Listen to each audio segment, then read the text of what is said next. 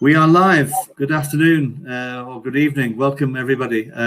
Well, people are slowly entering the room. Welcome to today's International Development Masterclass. I'm very happy and pleased to welcome Dr. Lucio Esposito from the University of East Anglia, who's very kindly given up some of his Wednesday evening, Champions League evening, to speak to us. Lucio, many thanks for joining us this evening, your time this afternoon here in Latin America. Pleasure. It's good to be in Latin America, although virtually. Virtually, yes. Yeah, with these newfangled technologies, we can be wherever we want in the world. And we're also joined by Mark Bentley, who is the international officer from the University of East Anglia who covers Latin America. So he supports students who are interested in studying either international development or other programs from across this here region. Mark, thanks very much again for you being with us this evening as well. Pleasure. Yeah, hi everyone. Thanks for having us, David. And yeah, looking forward to the session. Yeah, I'm just going to pause for a little bit. I've got a video lined up which gives us a little bit of an introduction to international development from UEA's perspective. Maybe I can play that whilst we're waiting for students to come into the room. I'll just click play. Hopefully we can hear and see the video.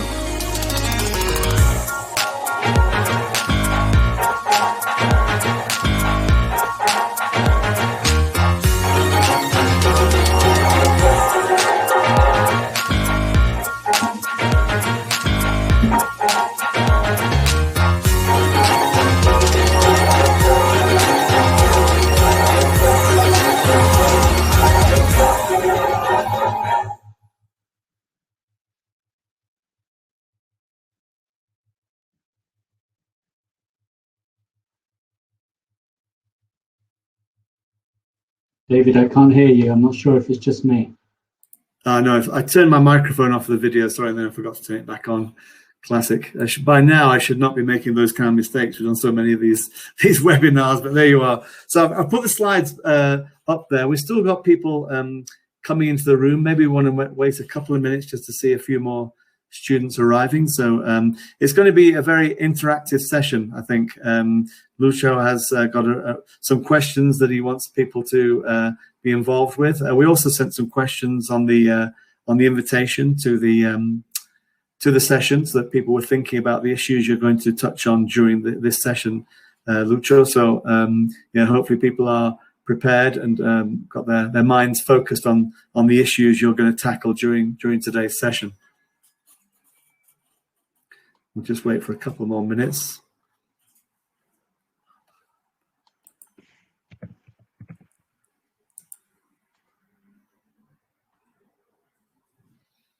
Okay.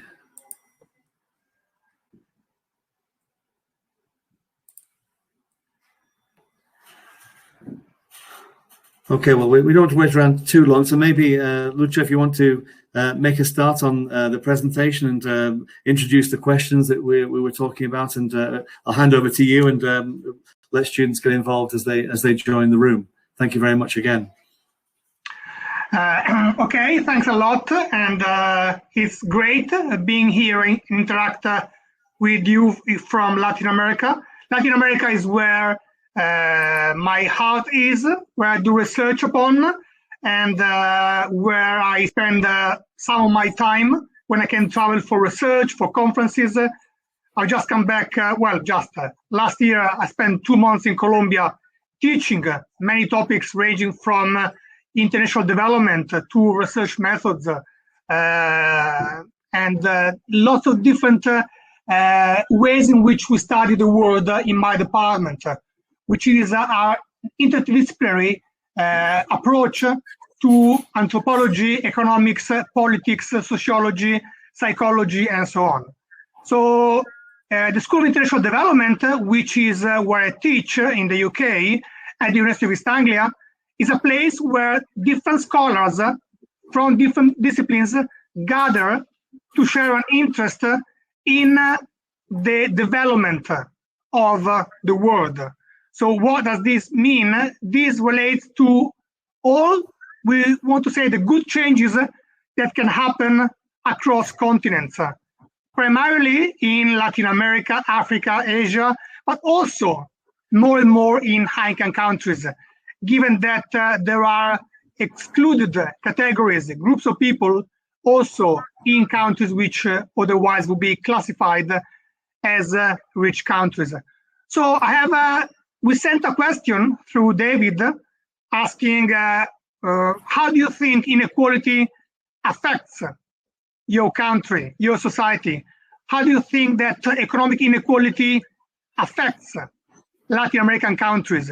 In which parts of your life? In which ways in which society works? And I don't know if this question was sent across, if indeed there is any answer to that.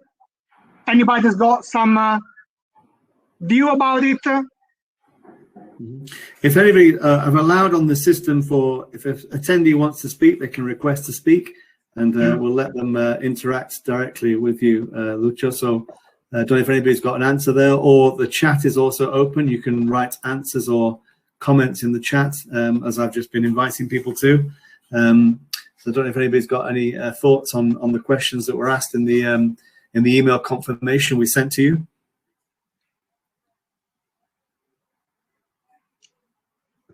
If you don't, or if you're too shy, you can always send some comment in the chat, and I will also take you through some of the ways in which our research shows that indeed high inequality in countries like Mexico and Brazil, but also other countries in Latin America, how economic inequality affects our lives. We see, for example, today, in this past week in Colombia, there have been very massive protests and social unrest.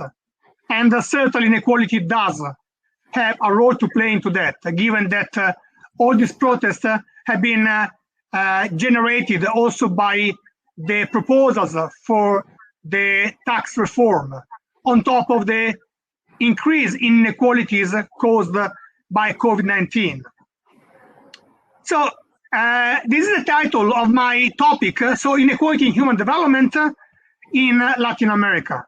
So by human development outcomes, we will refer to health and education. Now, the first thing I wanted you to get engaged with is what I call the island dilemma. So this is a question which I posed to about 4,000 students, 4,000 university students in around 8 countries: Brazil, Bolivia, Kenya, Laos, Italy, Sweden, the UK, and Switzerland. So we ran this survey with 4,000 students in all these different countries, and we asked this question. So please help yourself reading this question, because I will ask you to answer this question. So I'm basically proposing what we call in academia a thought experiment, and asking you, where do you think you will choose to go and live? To island Y or island X? So you are forced to migrate and stay for all your life to one of these 2 islands. Okay? The 2 islands are identical, prices are identical, and you have to choose where to go. Once you choose your island, you cannot move to the other island, and prices are the same, incomes remain the same for the rest of your life. The only difference between island X and island Y is that in island X, you will have an income which is more or less like the income of other people. In island Y, you will have a higher income compared to X, and yet your income will be lower than the income of other people.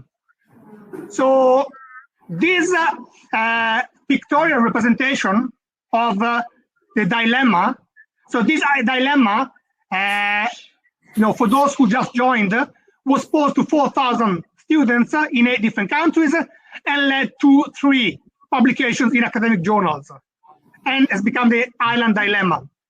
So we did it a few years ago, and still students like debating about this dilemma. So these are the 2 islands. The numbers on these islands represent people's incomes, and you are the person in red. So you see that in island X, your income will be 13, let's say, Fanta dollars, and people around you in the island will earn more or less like you. In island Y, your income will be 18, but people around you will earn much more than you. Okay? So you have to choose whether to live on a lower standard of living, but on par with people around you, or having more money, being able to buy more things, however, being at the bottom of society. So would you like to live in island X or in island Y? And here, I would like to make a poll. So if I will just click poll. I published the poll, so you can see that, Lucio. Yeah, okay. So how do the students express a vote on this poll? Do they just... They have. Now we've got a 50-50 split. Absolutely, I don't know how many have voted thus far, but so far we've got 50% for Island X, 50% for Island Y. So very undecided. Anyone else? Oh, Island Y has just gone ahead to 66%. And 75. Island Y is taking things, taking over. So in Island Y, you will earn more money, but be the poorest of your society. Okay? While in Island X, you will earn less, but you will be more or less like others. Okay? So I'm giving you another 20 seconds whether you will want to go and live in Island X or Y, and I will wrap up this poll. I think the voting is reflecting a little bit. I know so many people from this part of the world migrate to the United States, where people have a higher income, but we'll get immigrants also get a higher income, although less than those around them. Maybe it's possibly the polls reflecting that. Okay, so it was stuck at 75. Yeah. So the poll shows something that's quite unusual, actually, because what we find consistently throughout these 8 countries was that 70% wanted to go to Island X. But regardless of this change, which is not really important because only a few students are here, the other poll was made with 4,000 students, and it was in person. What we can see is that some people want to go to Island X. So Island X sometimes does attract whether 25 or 50 or 70%, but it does attract some people. Why is it the case? It's because well-being, our sense of accomplishment is not only absolute, but also relative to what is around us. So what are we going to see in this presentation? I'm going to very briefly show you some very cutting-edge research on the study of how economic status affects education and health, with empirical evidence from Mexico and Brazil. So we'll first clarify what we mean by these 2 different sides of economic status, the absolute economic status and the relative economic status. We'll look at how we can model these 2 different sides of our economic status, of our standard of living, how much money we have and how much money we have compared to others. So I show you how we model it, in a simplified way, and we see how this seems to affect health and education in Latin America. So this picture, you may have already seen it. It is a picture which is often used to give an idea of inequality. You know, we see the one on the left seems really to be a completely different world compared to the one on the right. So this is a picture of inequality. But if we look at this picture more precisely, what do we see? We see more than only one concept, more than only inequality. We see that there is, those in the left live in absolute deprivation, in absolute poverty, because by any human standard of living, this is poverty. Those on the right live in absolute affluence, so they are very wealthy. For any standard in the world, having a pool in your terrace is quite, a luxury. So we got absolute poverty, absolute wealth, absolute affluence, but also we've got two relative concepts, because those at the left are poorer compared to those to the right, and those in the right are richer compared to those in the left. So there is also relative deprivation and relative affluence. So we can look at the income distribution or the wealth distribution, especially in very unequal countries like Latin America, looking at all these different components, the absolute and the relative. How do we quantify the absolute? Simply your income. So you earn $10,000 a month, $5,000, $1,000, $500 a month, that's your absolute standard of living. How do we calculate the relative standard of living? We look at the difference between a person and people around them, in their municipality, in their state, in their country, to measure relative disadvantage. How you are disadvantaged compared to others around you. So in this little kind of drawing, you see there are four people. A is the poorest, D is the richest. You can see that A is relatively deprived compared to the other three. B is relatively deprived compared to C and D. C is relatively deprived compared to D. And D is relatively deprived compared to no one. So the relative deprivation of D is 0 because D is the richest. So we can model, we can put in, I know you hear about models predicting COVID deaths and so on. So we do these models to predict school enrollment, to predict school results, to predict death, obesity, and so on. And to have a very, I hope, clear example of how we calculate that, it's simplified, but still, we've got our four individuals, A, B, C, D. We've got in the first column their income. So the first one earns $400, the second $800, the third $1,100, and person D earns $1,400. This is the absolute income. We derive a measure of relative disadvantage by calculating A's disadvantage compared to the three of them, B's disadvantage compared to C and D, and so on.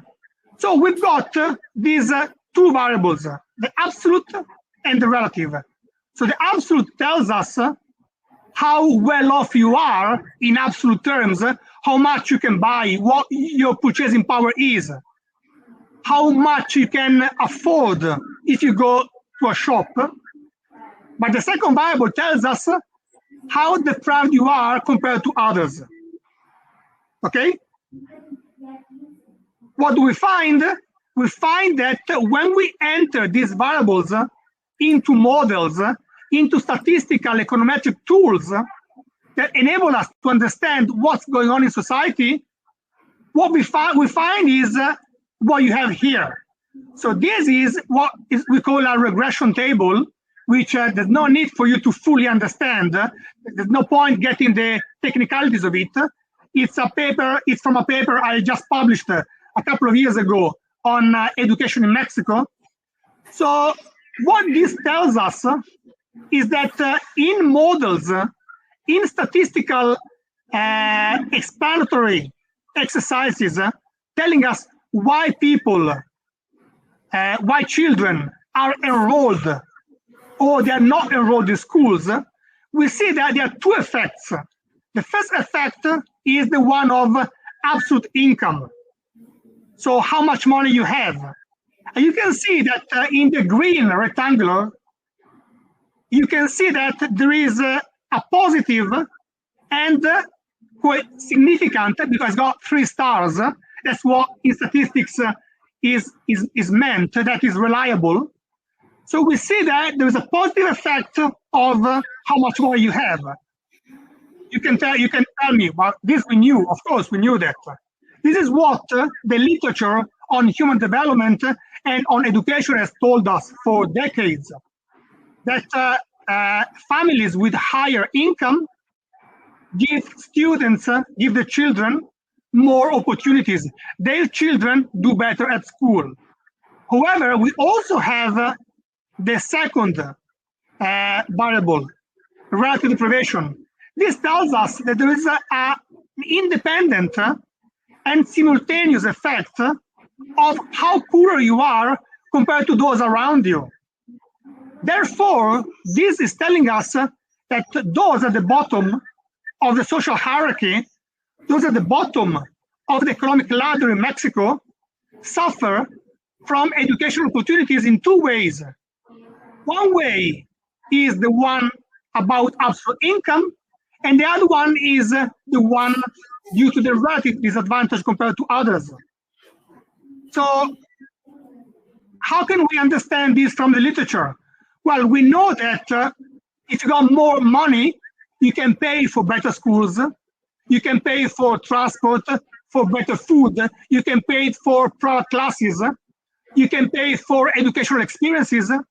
And this is what we've always known in education, that economic status, the more money you have, the more advantage you have.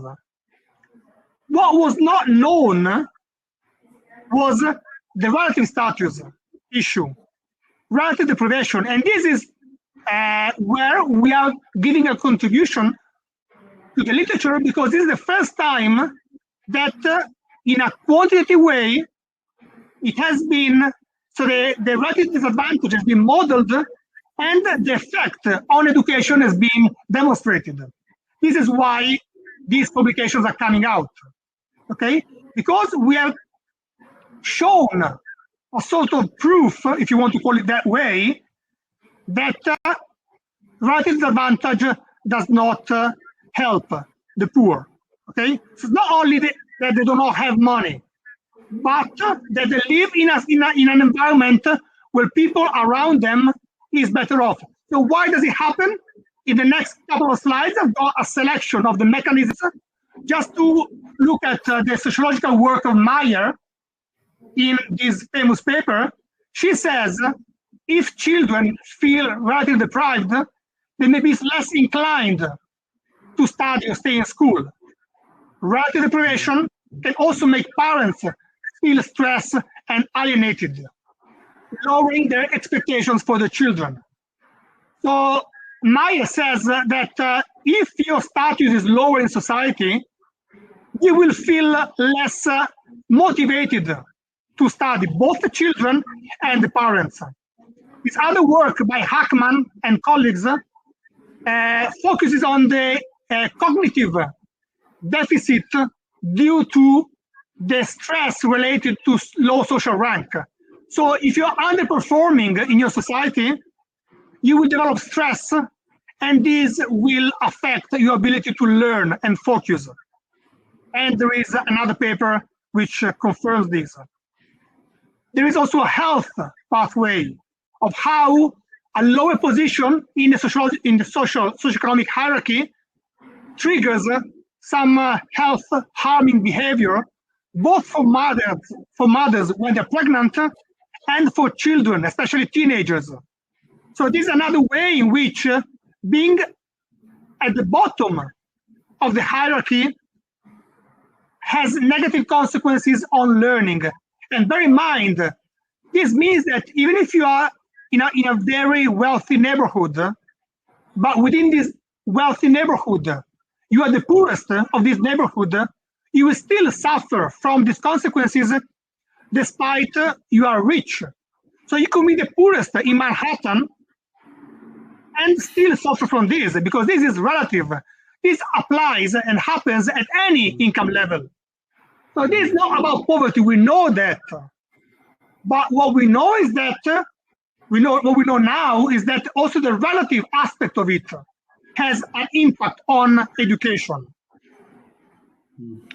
Another channel is through the theory of identity-based motivation.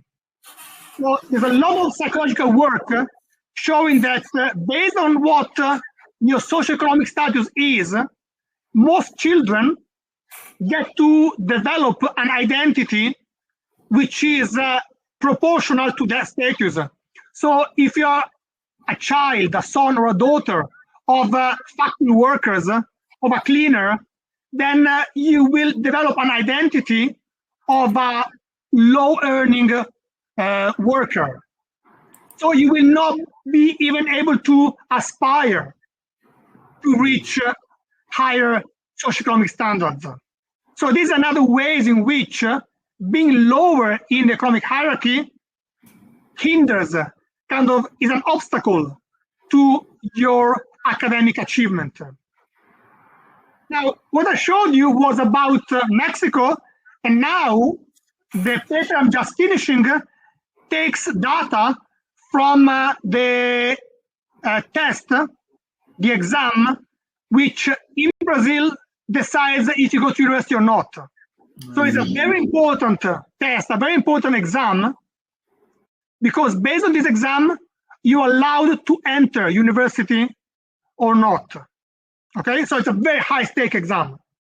And what we see doing these analysis in Brazil, different data, different type of exam, different type of test, different demographics, because here is only teenagers, while the one from Mexico was also primary school children, we find exactly the same result.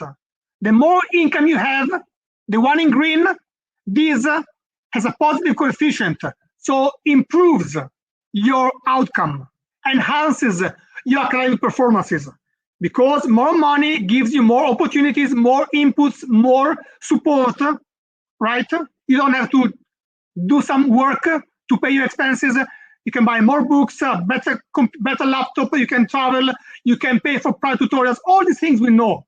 You can pay for better school, all of these things we know.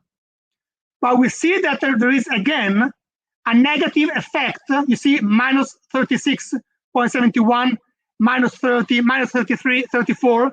There's also a negative effect of your relative disadvantage. So this data is from Brazil. So if you live in an area where you are lower in the hierarchy of this area, so you can also live it, because so this is from Rio de Janeiro. You may have heard about Ipanema, you know, like the girl from Ipanema, the song. It's a very wealthy neighborhood. So what this data is telling us is that even if you are well off and you're living in Ipanema, in Rio de Janeiro, but within Ipanema, you are at the bottom of the hierarchy, regardless of your income, you still have lower results in this test compared if you were not in a disadvantaged situation. So it shows you really how inequality is damaging those in a lower socioeconomic status in Latin America, you know, in a sense, in two ways.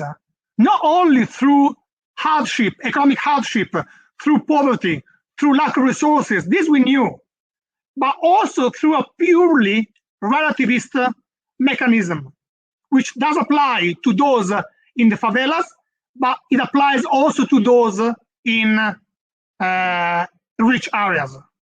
Okay, and what we are doing now for Brazil is something further, which is you can see that there is female and non-white in the table. So we are noticing how there is a different impact of this for girls and for non-whites. For example, this relative disadvantage due to a lower economic status is particularly harmful for girls. So that you see that there is a sort of cumulative effect of disadvantage also based on gender, race, and other characteristics.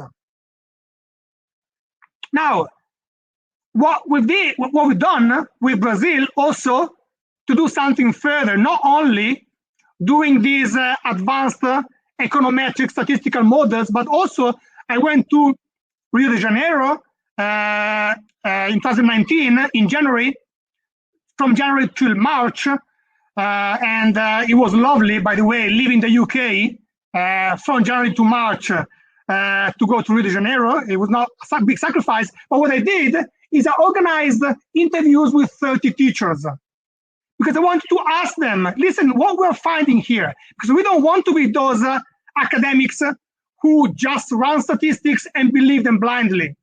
But let me see if this makes sense to the teachers, because I'm supposed to know a lot about this stuff, but I'm not in the classroom every day with Brazilian students. So I don't know a lot about what is really going on. Teachers are those who really know. So I went there, despite I'm a quantitative economist, I went there to run a more mixed methods type of research, interviewing teachers and doing focus groups with teachers.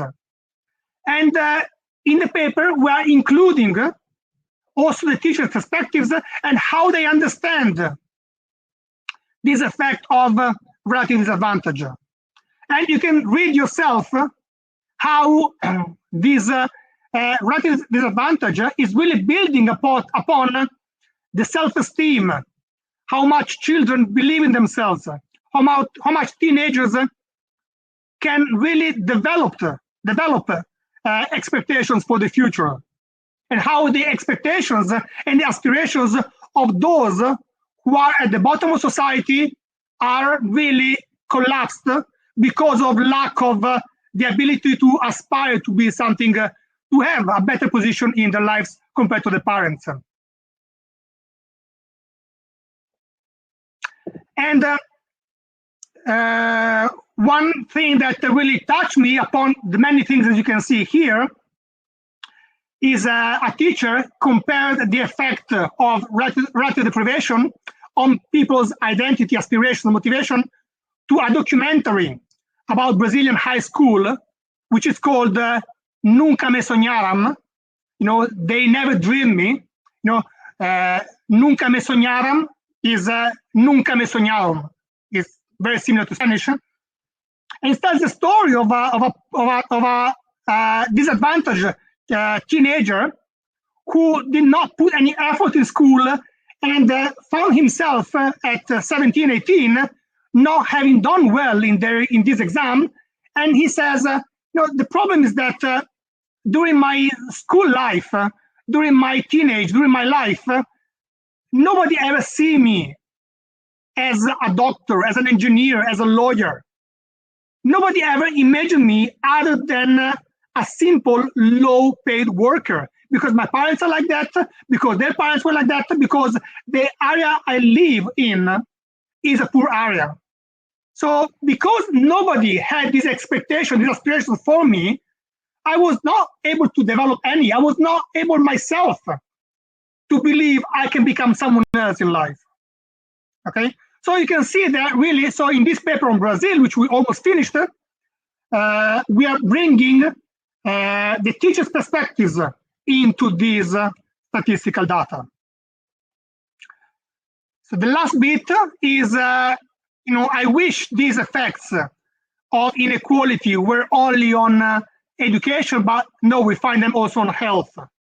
So this paper came out last year in Social Science and Medicine, and we're finding that a very big problem in Mexico, like obesity, also is increased, also is is made worse by economic inequality. You see that there is again the red, variables, which is about wealth, income, how much money you have, and in this case we have a kind of complicated pattern because it's positive with a negative squared term. It's a curve.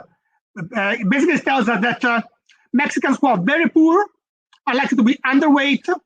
Mexicans who are very rich are likely to be normal weight, but it is those in the middle who are more likely to be obese. Okay, this is about the absolute income. But what about relative deprivation? Again, we can see that there is a positive and significant effect. So being in a lower rank in Mexican society, absolute income being the same, it's a relative picture. Being in a lower rank in Mexican society increases your likelihood to be overweight and obese. Okay, so this is telling you, in other words, we are finding an individual level explanation for why inequality in Mexico is one of the causes of obesity in the country. And obesity is in Mexico and other countries, and other middle-income countries, a big reason of concern. The amount of public spending which would be necessary to devote to countering the effect of obesity is massive, not only in Mexico, also in other countries, but in Mexico particularly. And here you can see how inequality makes this worse. The final bit is we find the same, again in Mexico, with depression. So again, your absolute income being the same, if you are in a lower part of the economic ladder compared to your municipality or your state in Mexico, you can see that RD in green, relative deprivation, again, has got a positive effect with stars, significant, reliable on depression. So you're more likely, so this is all statistically representative surveys from the Mexican government. So this is public data, publicly available. It's called Ensanut. Okay? Encuesta de nutrición y salud, something like that. So it's the Ensanut, so it's the most comprehensive national representative survey carried out by the Mexican Institute of Public Health. So this is data which is official data. This is a very detailed way of analyzing it by building these individual indicators. And again, it tells us that if you are lower down in the economic hierarchy, you're more likely to suffer from depression. The last thing I want to tell you about this evidence, which is something a bit complicated, which is the graph on the right, okay? So what is this graph on the right telling us? It's telling us, which is something very significant. So this paper is going to be published very soon. So in this analysis, what we are showing, do you remember the concept of relative affluence, being richer than others? So now we're focused on relative deprivation, being poorer than others. But here we have, on the graph on the right, on the horizontal axis, we have relative affluence. So how richer you are compared to those around you. Around your municipality, there are about 2,500 municipalities in Mexico, or in your state, there are about 30 states in Mexico, okay? So if you're higher up in your hierarchy, in your municipality, or in your state, is it good or bad for your depression? So are people at the top, are the rich, are those who have relative affluence, do they have more depression or less depression? So this graph tells us something very important. It tells us that you can see there is a broken line going down and a solid line in bold going up. So this graph tells us that being richer than others in Mexico gives you more depression or less depression. It depends on how much inequality there is in your municipality and in your state. The broken line shows you a situation of low inequality. So it tells you about those municipalities and those states in Mexico with low or lower, with not much inequality. While the solid line is telling you, is depicting the situation of those who live in municipalities and states in Mexico with high inequality. Okay? So you can see that going from 0 to 7, the higher you up in the hierarchy, the higher is your economic state in Mexico. If you live in a low inequality context, your depression goes down. But if you live in a high inequality context, your depression goes up. You can see that the two curves, the two lines, go in opposite direction. So this graph is telling us that economic privilege in Mexico can be something good or something bad for your depression, depending on whether you live in a highly or low unequal context. And how can we make sense of this? Well, if you live in a very unequal context, being at the top of the hierarchy causes some stress, some trouble. You may want to live in a fenced community. You may be careful. You need to be careful going around with expensive items, cars or watches and so on. So this shows you that even for those who say that inequality is good, there's a big if there. If inequality is low, well, then it can be good, okay? But if inequality is high, if inequality becomes extreme, then it becomes a nightmare for everyone, also for those at the top of society. So wrapping up, economic inequality does affect societies very seriously. We looked at economic inequality and health and education. We could have looked at corruption, at political scandals, at crime, at violence. We could have looked at many other variables. We show how we managed to, we were able to find very precise results which are being published recently by looking at the individual level, not only looking at the big picture, but developing individual levels of, individual level measures of relative disadvantage. And what we are trying to understand now is how this interacts, how this changes across gender, race, age, in different countries for different social outcomes. So if you want to read, there's a little list here, but I will spare you from this. I'm sure you've got access to the presentation. Thanks a lot. Thank you very much, Lucio. Wow, what plenty of food for thought, as we say.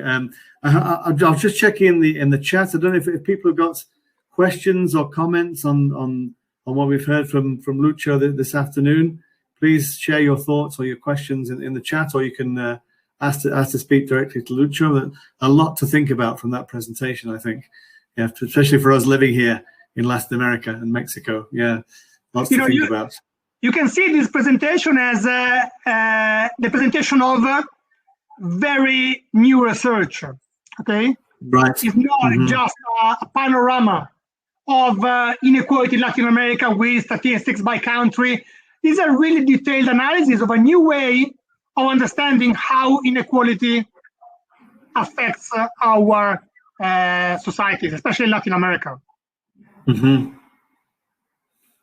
Yeah, I think it was an interesting point you made. It's not exclusive to Latin America, because your survey is also in other richer nations like Italy and Sweden, I think you mentioned. So, yeah, these things happen elsewhere, but there are more exaggerated by the steep levels of inequality in this part of the world. Would that be a fair comment?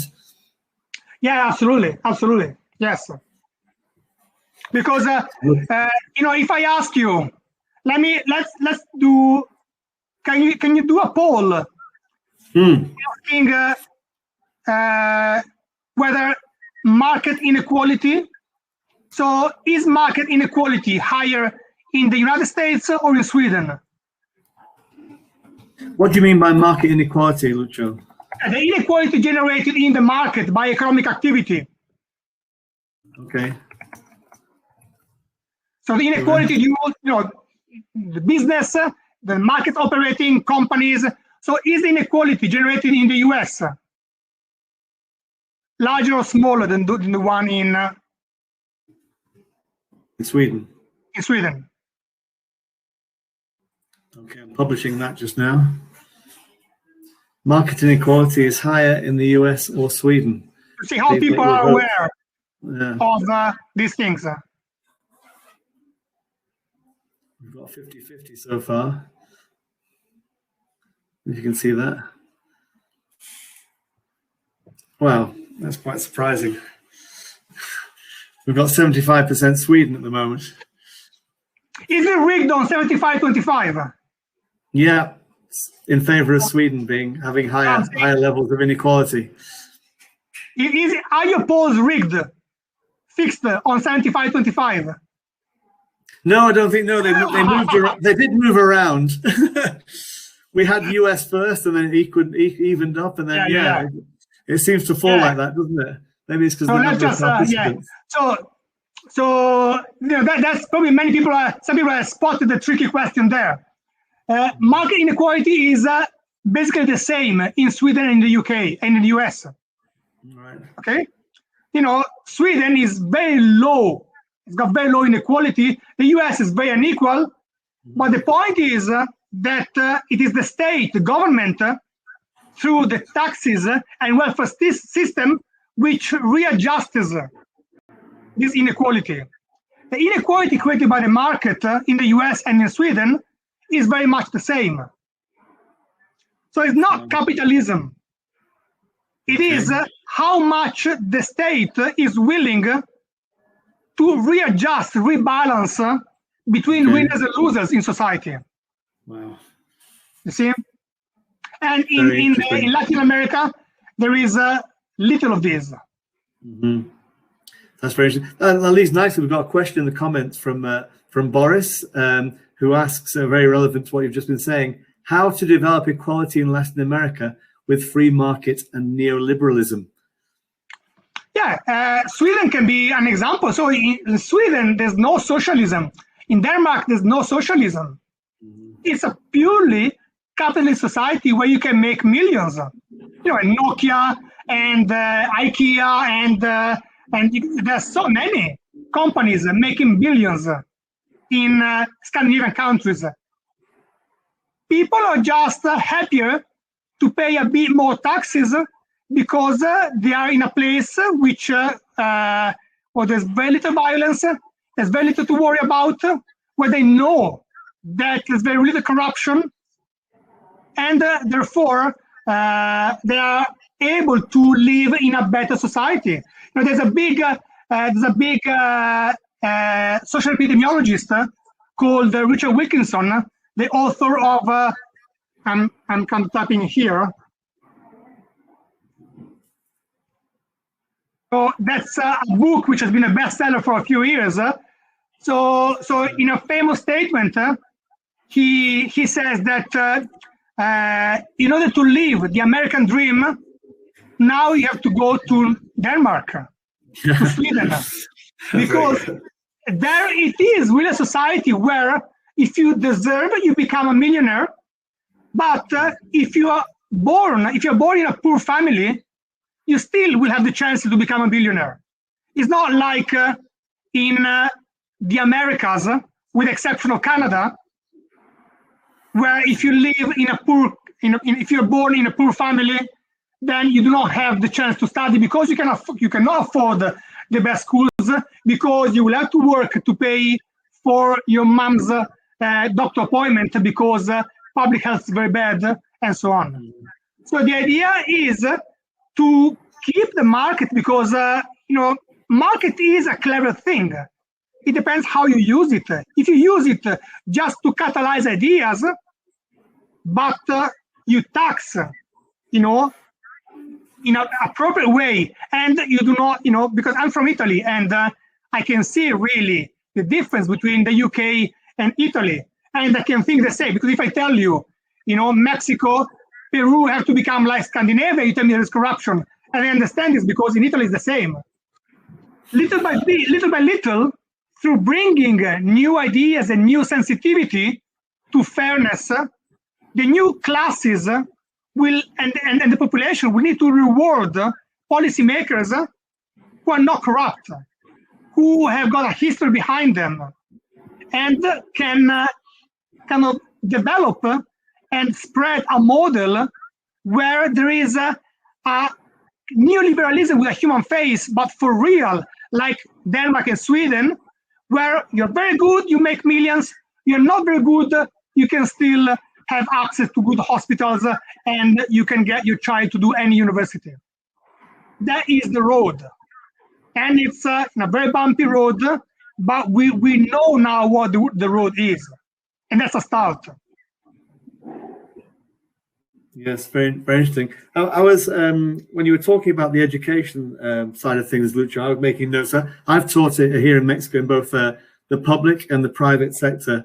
And yes, so it's very interesting to have those two experiences, and it reflects. I mean, I think one of the things that I have observed when I was teaching was there's a kind of lack of aspiration in both types of institution, because those in the private institutions have the benefits that you've referred to in your presentation. They have the money, they're most likely going to inherit a family company or something like that. So there's no real aspiration in many students, or a lot of students I taught, to go beyond what they know they're already going to inherit. And then in the public institution, students, as you pointed out in your presentation, have no expectation of developing or going beyond their current status in life, because, so in actual fact, the two sides are the same. There's no expectation to advance from where I am, because I am where I am, and that is where I will stay. I don't know if you had any further observation of that. This, David, is brilliant. It is the same comment which a Brazilian teacher gave me. From below, you see these students who are bright, who are brilliant, but they have not the ability to aspire, because they only see poverty around them, and they hope they will get any kind of job, despite they could be a brilliant surgeon, right? But she told me, but there's a kind of waste of talent also from the top, because I see some really genius teenagers who have got this incredible intelligence, but their parents have a company which is worth billions, and they just say, I will just have a nominal role, president of this branch of my parents' company. I will not have to learn anything, do anything. I will just appoint a very bright, manager. Yes. Who will do all the job. So there's no need for me to make any effort. But these students would have contributed to society massively through business, through becoming an artist, through becoming a surgeon, a biochemist, whatever, because they're so intelligent. But having everything already there for them, for their lives, and probably for their another 2 or 3 generations, because some wealth in Latin America is, for some families, never ending. Really, it's immense. This does not give them the incentive to improve themselves and in turn contribute to society. Exactly. Yes.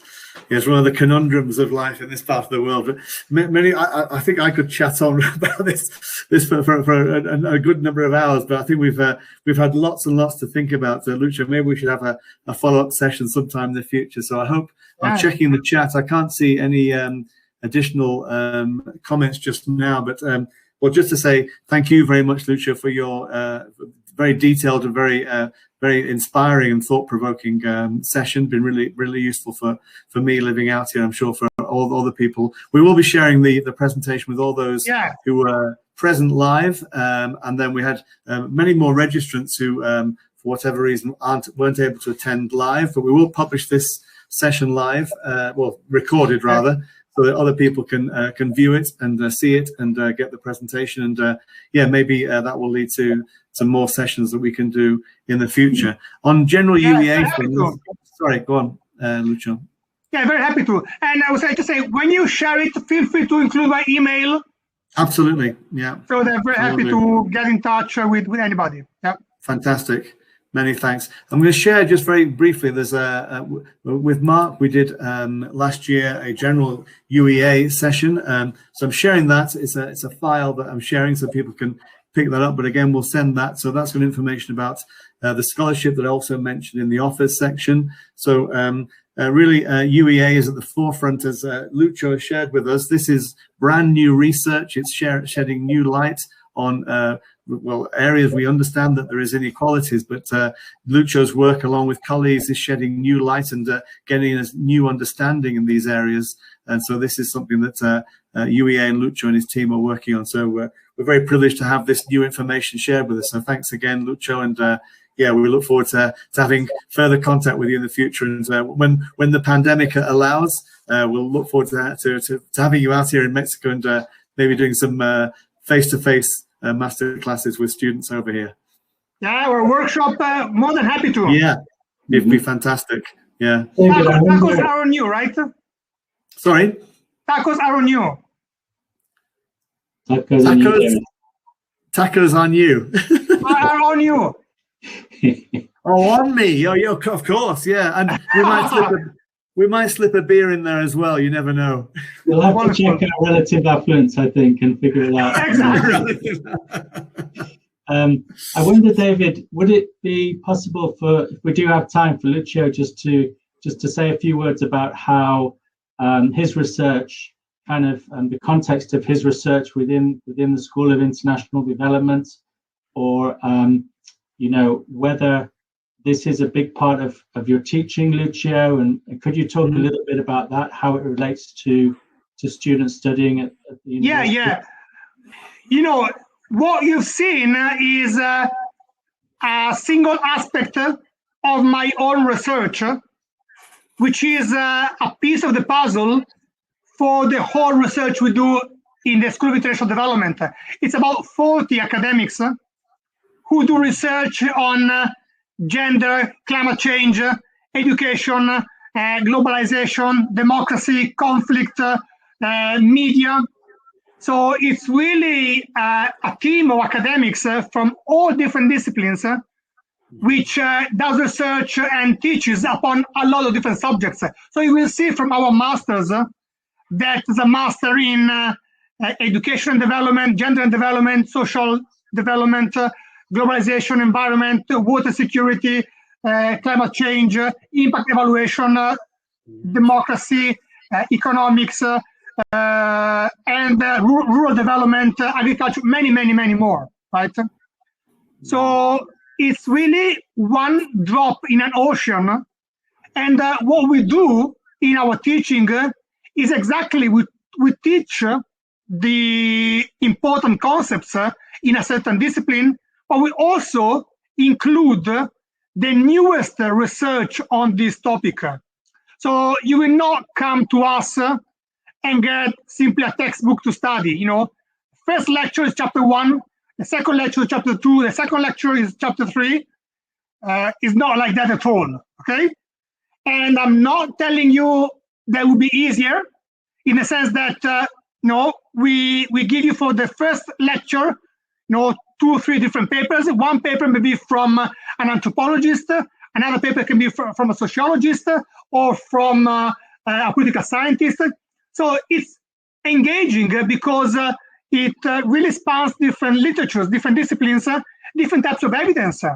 One paper may have some graphs, one paper may have some qualitative evidence, and there is the opportunity for everybody to excel in what they're good at. So we will not have, unless in one statistical module, for example, you will not have simply a numeric test. There will be an essay, you will be prepared to write this essay, you will be given to send a draft essay or do other formative events. So the learning and the assessment is done really in a harmonious way, which enables you to learn and do well. So we are a demanding school. We are top in research, we are top in teaching. We got the Gold Teaching Award for something. It's because we really push the best you can do, and we are there with you.